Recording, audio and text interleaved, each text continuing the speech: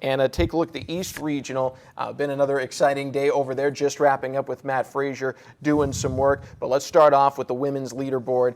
Take a look at the top competitors at this stage of the game. And not a surprise, actually it's kind of an appearance from the Meridian again with another David's daughter, or another daughter I should say, at the top of the list and joining her up there. The only real surprise maybe is Tasya Persevich? Tasmanian Parsnip. I'm just going to go with the nickname that you guys, Persevich, sorry. She's in the top 5, but otherwise a lot of traditional powers there. But who impressed you guys the most? I love Carrie Pierce sitting in 3rd place. I mean, she had a great day 1. I wasn't sure how she would shake out on the snatch ladder, but she did fantastic. But once event 2 rolled around, she absolutely demolished it, taking 1st place on that. Legitimate, serious former gymnast from the University of Michigan. Last year she went to the games as a rookie and took 21st, and man, she is looking like she's in good form to make it back again this year. Ends up making it across the finish line for an event that claimed almost all of the women through day 1 of the regionals. Who else are you looking for a big day, Tommy? Well, for me, it's Whitney Gallin. She qualified for the games last year as a rookie, but the day 1 events weren't necessarily her forte. She's not really known as a technician in terms of her movement. She took a 13th in the very first event. She follows that up with a 16th in Regional Nate. She's in 12th overall, but similar to Yonakoski earlier, tomorrow she gets some workouts where she can just kind of put her head down and grind, and I think that's where she's going to be able to kind of make up some ground. On the men's side, Matt Fraser coming out, taking no prisoners. He has been no funny business out there at all. Very serious and a very strong competitor. Let's get out to Albany, hear from him.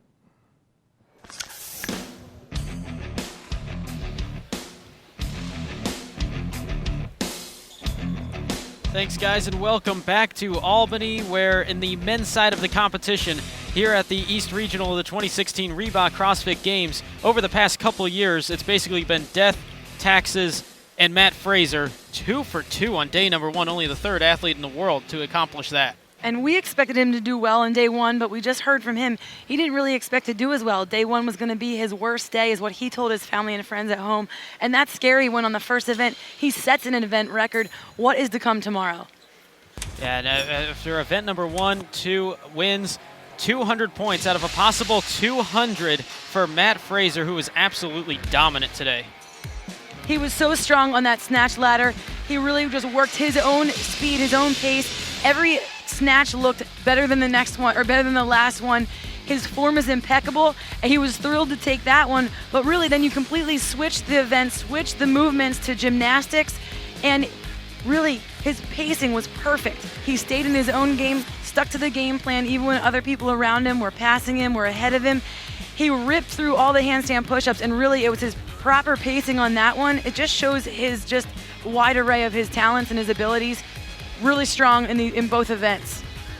And Matt Fraser has opened up a huge points lead with this day 1 performance over Albert Dominique LaRouche, who will hold the 2nd position.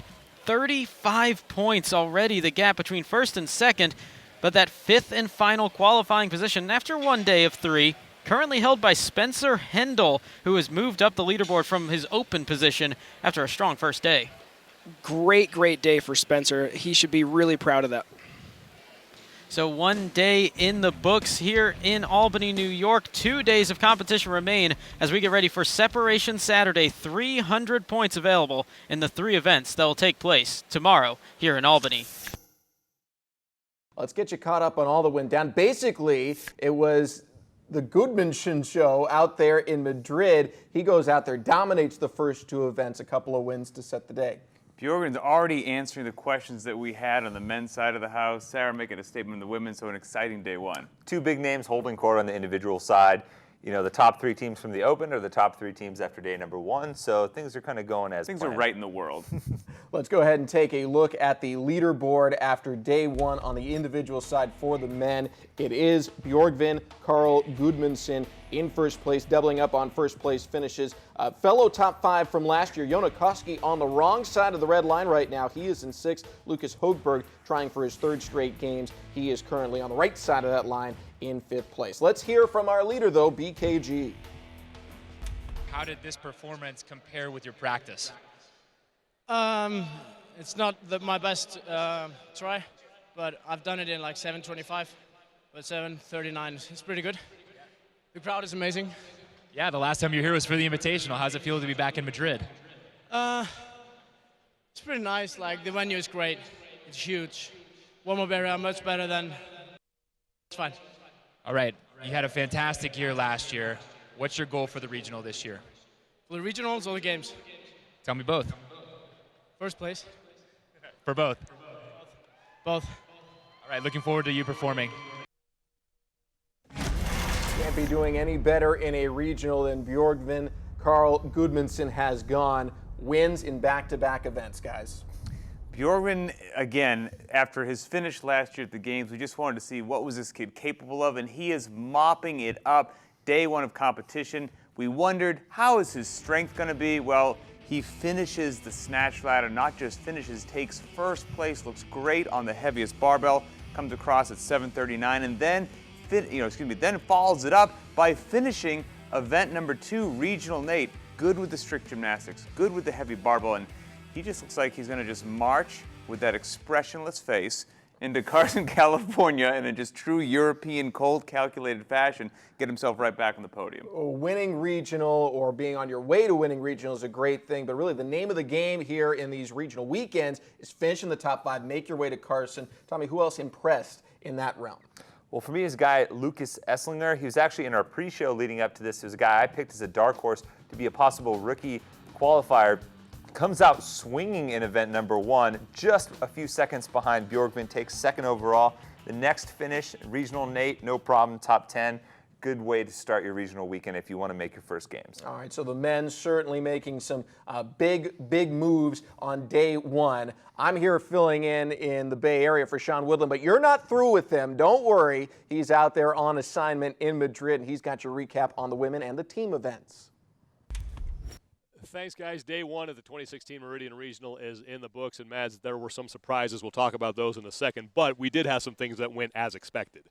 We did. Sarah Sigmundsdottir did amazing. She went out there, dominated the field, good performance, fantastic day 1. Same thing with Bjorgvin. Bjorgvin comes out, gets 2 event wins, just what he wanted to start with, and we kind of expected that. And at the start of the team competition, we talked about you could really safely pick 3 favorites who were going to be there at the end of the day on Sunday, and the team that was in that group was CrossFit Nordic OPEX. They came out and had a dominant day 1. They had a great day 1, great communication, good transitions, fast barbell transitions, and it kind of set the pace for them for the day, got them in a good position for tomorrow. They win event 1, then their men went out in event number 2 and tied for first in that, and they finished 4th for a total of 285 points. They're your overall leaders. And then the other teams that we talked about earlier today, Team CrossFit Copenhagen 1 expected to be there. CrossFit Solid expected to be there. CrossFit Yas expected to be there. CrossFit Reykjavik. But Team CrossFit Galileo out of France, they're just 6 points back. And Team Turicum in 10th, just 24 points, separating 10th from 5th. Now the surprises. On the women's side, we thought there would be a couple of women who would finish event Nate, but the woman who actually did it was not one of the women we picked, and that was Turi Helgadottir, who had a great strategy laid out for this event. It was not. We thought Sarah was going to go out there and do a great job. We thought potentially Sam was going to go out there and do it. Þuríður Erla Helgadottir, though, is the woman of the day. Fantastic setup for execution, good reps, broke down all the sets the same way and just increased the speed through the entire workout. And she is the only woman to complete the event. Another big surprise, Sam Briggs has some work to do on day number 2, finished 25th in event number 1 and dug herself a pretty deep hole. She did, and you know that she's not happy with what happened here. She did get in trouble on the first event. We thought she was going to make it up on the second one. Didn't quite go as planned, but she's not out of the game yet. Sarah Sigmundsdottir scored 195 out of a total of 200 points, and this is one of the things that went as expected. Exactly. She came out here to make a statement. It's not a fluke. She belongs in here, and she also made a statement that she referenced very clearly. I'm not just a strong athlete because I'm big. I can handle my weight as well. And this just in, Iceland is good at CrossFit. 3 Icelandic women sit atop the overall standings, led by Sarah Sigmundsdottir. Turi Helgadottir, as a result of her event win in Nate, sits in 3rd. Emma McQuaid and Krista Holte sit in 4th and 5th. Sam Briggs is in 11th. She's only 36 points back. That's definitely a deficit that she can make up on day number 2. Should be an exciting day, day 2 at the 2016 Meridian Regional in Madrid, Spain. For Mads Jacobson, I'm Sean Woodland. Let's send it back to the studio. All right, thank you guys. And not to just echo what they were talking about, I mean, certainly after day 1, you expect to see maybe a name or two on the wrong side of the red line that you expect will get up there again. You don't expect them to be outside the top 10. That's where Sam Briggs is right now. Is this a deficit she can make up? I think she can, but she really has her work cut out for her. Luckily, I think day 2 plays to her strengths very well. What was heartbreaking was on the snatch, I know she's capable of more than she did. You know, she didn't make it past the 145-pound barbell. That's really unusual. And then event number 2, she survived, but she didn't really make enough money, didn't get a top 5 finish, so she's in a hole for sure. And if there's anyone that can make this up, it's Sam. She's a fighter. I'm just excited for day 2 now for her. Yeah, she's certainly an incredible athlete. The tough thing is this might be the toughest regional for the women, but we'll see. Exciting couple of days coming up. Let's hear from Sam Briggs now. She's with Rory McKiernan. Sam, at the close of day 1, you knew you weren't necessarily going to win the snatch event, but you said that it didn't line up with what you did in practice, and that's why you're disappointed.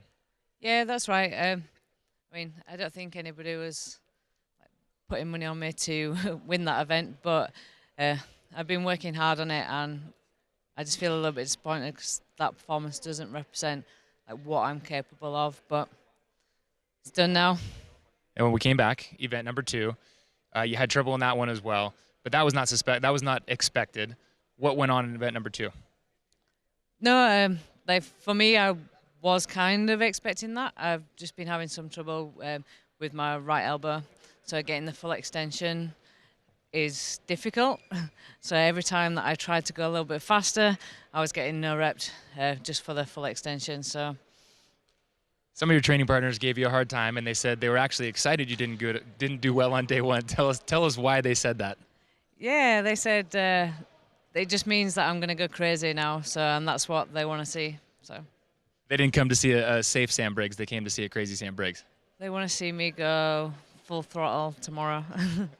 Thanks, Sam. Good luck tomorrow. Back to you guys in the studio. Yeah, everyone not competing against Sam Briggs wants to see her go crazy. Check out the graphic. She might have to. Historically speaking, odds are not in your favor. In this region in particular, it is difficult. For more perspective on that, we bring in Annie Sakamoto. Annie, you have been in a similar position before in your CrossFit career. What is the mindset that you would take in to the next day's work, knowing it's not just about you? You not only have to win, but you have to win against certain people by a certain amount. Definitely. I think Sam finds herself in a position that she didn't expect and that a lot of us didn't expect. But you have to remember that it's a long weekend. There's a lot of workouts and a lot can change just in one day and even in one workout. And we've seen that this regional already with Cole Sager, Con Porter, people that came back from a deficit that it didn't look like they were going to make it, and they did in the last workout on the last day. So I think she has to remember that it's a really long weekend and there's a lot of opportunities to make a pass.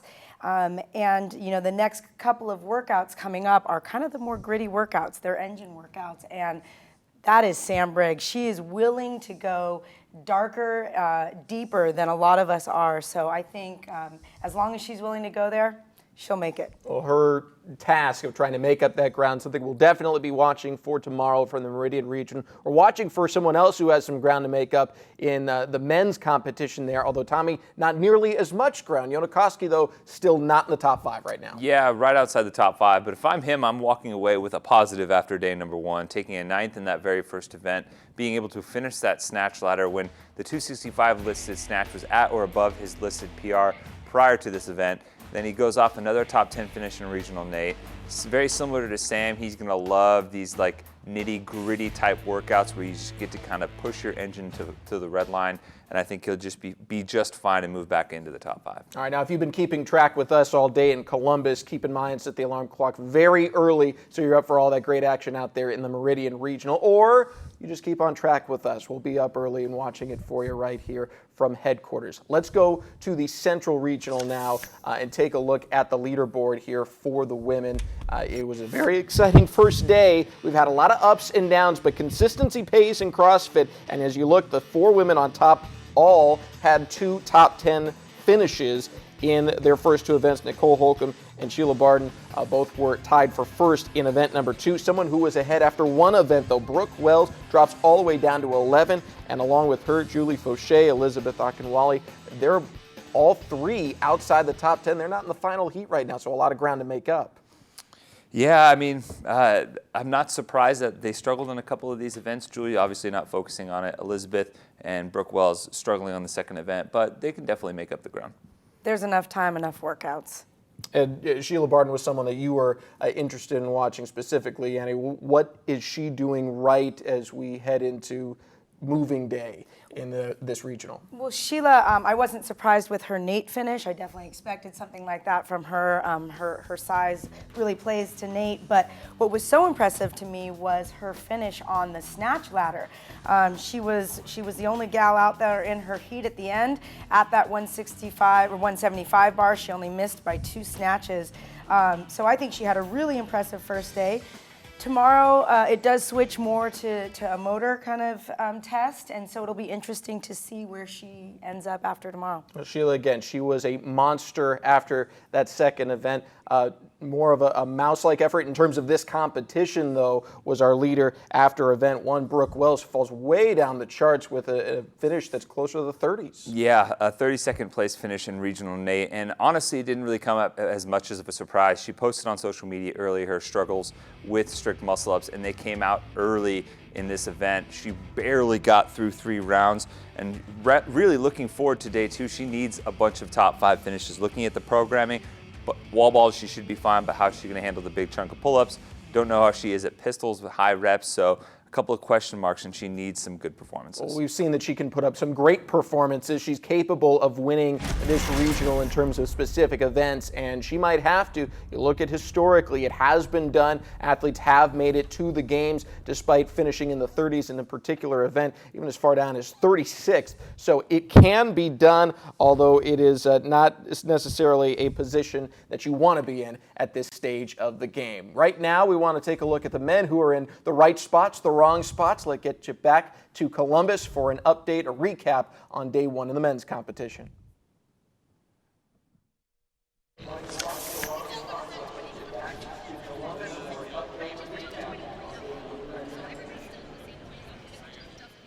We've had a pretty exciting day here at the Central Regional on the teams, women's, but specifically the men's side, with the up and down finishes in the bottom half, but your top 4 guys were just stellar all day, starting with Alex Anderson.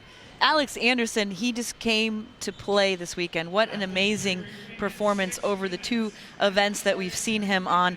And he took a 3rd place finish in the last event that we saw, a 1st place in the snatch, which I thought it might be the other way around. Pretty phenomenal there for Alex Anderson. Well, Alex Anderson putting himself up in that top 5 after day 1 with consistent finishes.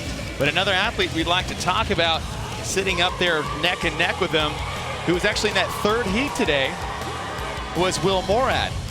Will Morad took a 7th and a 1st. The fire under him in that event number 2 was unbelievable. He's standing next to Graham, who kind of had a bit of a sprint start in that event, and he just kept his pace and kept inching. So he's sitting here now, I want to say, in 3rd place overall after today, which is exactly where he wants to be when he missed out on the regionals last year due to a rib fracture. Will Morad looks like a man on a mission so far after 2 events, but a man that you can never count out, and we don't give enough credit, which we will, is Graham Holmberg. Battling in that 2nd event, doing well in event number 1. He's back up, sitting not in that 3rd heat anymore. He'll be in that final heat going into tomorrow. What a championship performance. Like that's what you expect to see from a past champion, what we saw in event number 2. It just, your hair stood on the top of your head watching him go out there like he meant it, kept looking down, pacing himself, unbelievably impressive. And he's known for his consistency, and that's exactly what he was today. An 8th place finish and a 2nd place finish, phenomenal end of day 1. And no surprise to see who's had the best day so far. Scott Panchik, a second place finish just barely in the snatch ladder, and then a third place finish to close out event 2 in regional Nate. Scott Panchik is looking like an unstoppable force. You know, with finishes like a second and a third place, if he continues that throughout this weekend, we're looking at someone who's contending for the podium at Carson right here. And with the focus that he had all day, looking forward down the field, he was within his own game. I think it's quite possible this could be the next champion. A dangerous Scott Panchik, and even more importantly, a healthy Scott Panchik. Your overall leader after 2 events, and day number 1 is down with Nikki Fraser. It's nice to be at the top here after day 1. Congratulations on some great events. The last time we saw you compete at games, unfortunately, you were dealing with a foot injury. How does it feel now going into regionals being healthy? Oh, it's amazing. I never thought I'd look forward to being just sore. Right. So it's been a great off season. I've stayed injury free, and coming into the regionals, this is the best I've ever felt. That's great. Now, moving forward this weekend, are there any events you're particularly looking forward to, or maybe not? I mean, all the events, they look good, and I'm excited about each and every one of them. Well, let me tell you, the competition, obviously, this year, much more incredible than it ever has been. Does it help you to be pushed by the guys on either side of you, or do you try to just focus on yourself? For something like today, the pacing was a little bit about me, but when you have athletes that are pushing you to do incredible things on the floor, that's preparing you for what the next stage would be like. So I think it's a place to our benefit to have that push in each and every workout. Definitely. Well, congratulations. Looking forward to seeing you the rest of the weekend. Thanks. Thank you. And after 2 events, your unofficial results on day number 1 from the individual men. Scott Panchik sits on top of the leaderboard with a 10-point lead on Alex Anderson. Will Morad and Graham Holmberg pulling themselves out of heat number 3, moving themselves in the heat 4 going into day 2. And look who's holding on to that 5th place position. Mr. Sam Dancer himself had himself a decent day 1. As we close things out here in Columbus, Ohio, day 1 of competition done from the Central Regional. For full official results, go to games.crossfit.com. For Cherie Chan, Nikki Brazier, I'm Chase Ingram, and we'll send it back to the Update studio with your recap on today's events.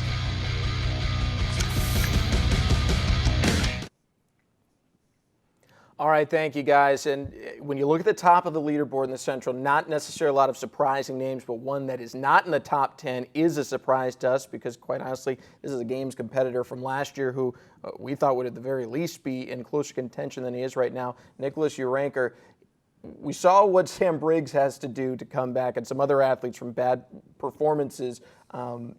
He was 37th, I think, in that second event. He's got a mountain to climb just to get back into the final heat. Yeah, a big task in front of him, and it kind of feels like deja vu from last year where Nick Uranker dug himself a little bit of a hole, took some theatrics, in particular in the snatch, to get himself back into a games qualifying spot. But looking at tomorrow's events, Sam Briggs has some great opportunities in front of her. So does Nick, but I don't know if these workouts align as well for him. So it's looking pretty dire out there, and the competition in the Central is thick. It is. Annie, your storylines going into day 2 in Columbus? My storylines, it's just really fun to see Scott Panchik, to hear him. He seems like he's really enjoying himself. So it'll be fun to watch the rest of the weekend, him dominate and actually enjoy the competition. All right, gang. Well, it's been a great time here. Day 1 of regionals is a wrap. Make sure you're up nice and early. Catch up on all the Meridian action early tomorrow morning. And if you're not awake for it, make sure you're tuned in here with us. We'll have you covered at HQ. For everyone on the crew, it's been a great day 1. We will talk to you tomorrow for more of regional action of the CrossFit Games.